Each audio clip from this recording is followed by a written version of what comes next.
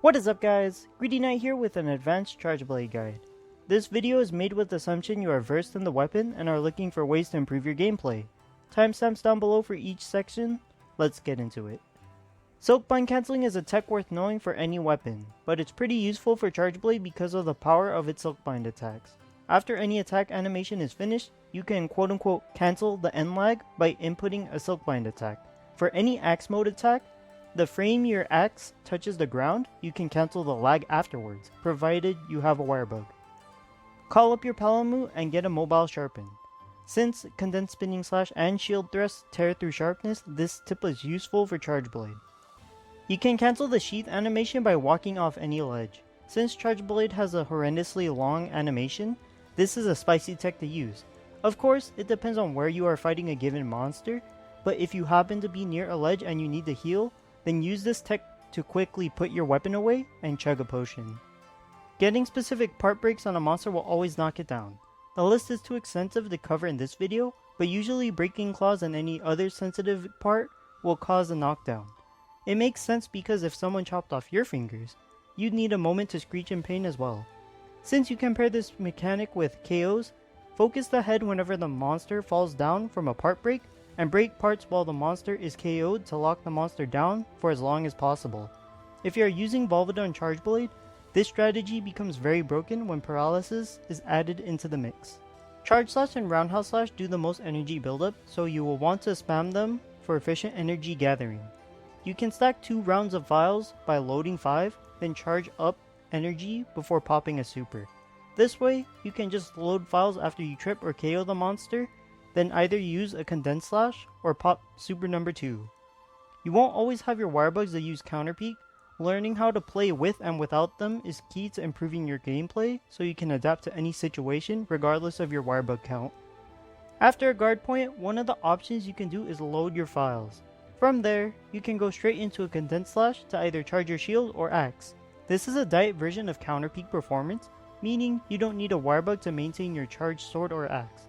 Since guard points load your phials with energy each time the monster hits it, it is a reliable option and it can block multi-hits. Axe Hopper users don't need counter peek for this reason. I recommend guard as a skill so endgame monsters won't slap you around every time you try to guard point. Guards now have all of the same options as guard points. I know guard points have stronger guarding power than regular guards, but guards have a few notable benefits worth mentioning, and blocking an attack is always better than getting hit. You can guard point from a guard by inputting X and holding ZR, so at any point, you can increase your guarding power while staying safe behind your shield. This is primarily used for monsters that like to charge around the area.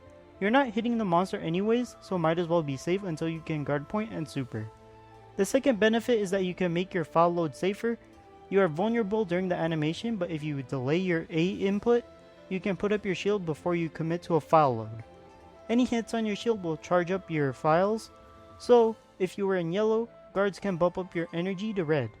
Condensed Element Slash is good to use with phial-centric playstyles, but the main combo you want to spam is the X1 Slash and Shield Thrust. It's the fastest 3-hit combo in Sword and Shield mode, so you will rack up cutting, exhaust, and phial damage. Toss in side hops and guard points to stay safe. At any point, you can pop a super from your Shield Thrust to get the KO. You can cancel a super in 2 ways. Input back relative to your character and X, or load phials into your shield by pressing ZR, both during the super windup. It's not very revolutionary to mention this, but in Rise, I will note that the window for a phial load is now really forgiving.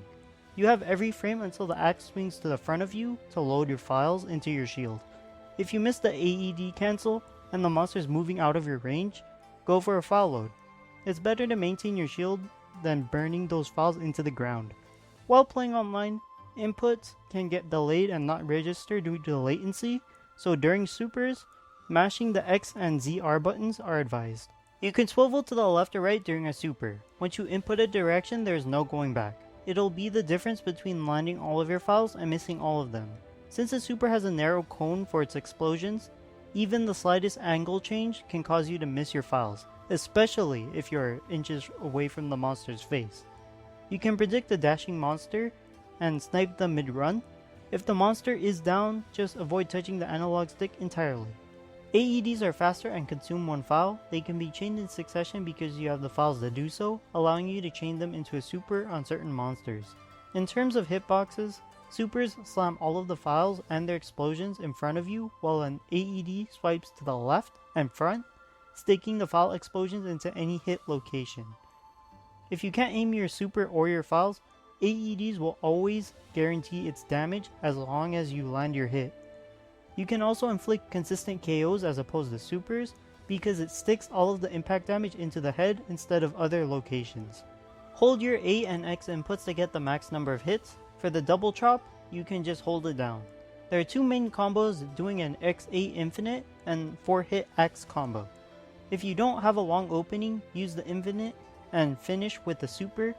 If the monster is down, you can do the 4-hit input combo. It dishes out 33 hits that consumes 2 phials performed by inputting the double X chop and double burst, which can also be finished with a super. An added benefit of using the 4-hit combo is that you can buzzsaw through monster parts, making it much easier to get breaks than regular super spam. You have an advancing overhead chop that lets you travel 2 normal evade lengths before you slam your axe.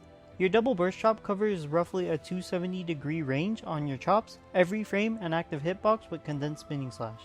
You can hit behind your character with the tail end of the move. In between moves, you can swivel yourself in either direction, similar to a super.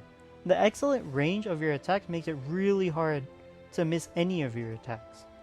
If the monster gets too far from you or it left to another area, sheath your weapon, start web slinging to close the distance, and slam the monster's face in with the ZR X Slam. It's your highest damage draw attack, and it combos straight into a counter peek or counter morph slash for maximum safety. Since the phial explosions have been narrowed, it makes it easier to land all of your phials. To land all of your phials, aim down the spine of the monster. It doesn't matter which end, be it tail or head, but just know your axe hits will be less damaging if you ram a super up the monster's butt. Since there are a lot of serpent-like monsters, this is the best position to land all of your phials. To get in this position, use your mobility options.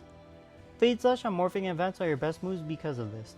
Morphing Advance has 2 directional inputs, the direction you will slide and the direction you will attack. Slide to the monster's face, then pop a super aiming at its face.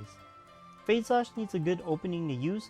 Move to the head, align yourself with its spine, use any sword and shield attack, then Fade Slash back. Follow up with a shield thrust into super. This focuses more phial explosions on the monster's head, increasing your damage output and improves your KO power if you are using impact phial. First, if the monster hits just you, then you will get knocked out of your counter peek, but if it hits you and your shield, you will counter peek the attack. That means your biggest weak spots are your sides, since there is a higher chance of attacks just wanting you out of your counter. Second, multi-attacks cannot be counter-peeked. Rajang's Beam, Tetranodon's Belly Charge, and Narwa's Laser Blast are just some of the attacks that can break through your counter-peek. Guard points are used for this reason because they can stop multi-hits, since it's just a buffed and continuous guard. Axe Hopper is aerial style turned into a move. You have the exact same set of inputs for aerial style as you do for Axe Hopper. You launch yourself into the air, influencing your descent by inputting a direction, then you can attack with any directional input. X for a chop, A for an AED, X plus A for a super, and R for a sword and shield chop. AEDs are better than supers for one fact. Your phial damage sticks into the monster on hit. Unless the monster you are fighting is a ground-hugging blob, then you will miss phial damage using a super against monsters with legs that raises their bodies off the ground. Also, you can chain Axe Hopper AEDs as long as you have Wirebugs, which is pretty dang fun to do. Charge Blade is a versatile weapon. You can play it however you want, but you should know how to use your moves in any situation. I believe all of the playstyles that Charge Blade has to offer are viable. You just have to practice with them and use skills that synergize with them to output good damage. Like if this video is helpful to you, subscribe if you are new to the channel and want to see more content like this. Comment down below if you want me to make an updated beginner's guide for Charge Blade, or whether you just want me to continue posting endgame Charge Blade stuff. That's all I have for this one. Greedy Knight, signing out.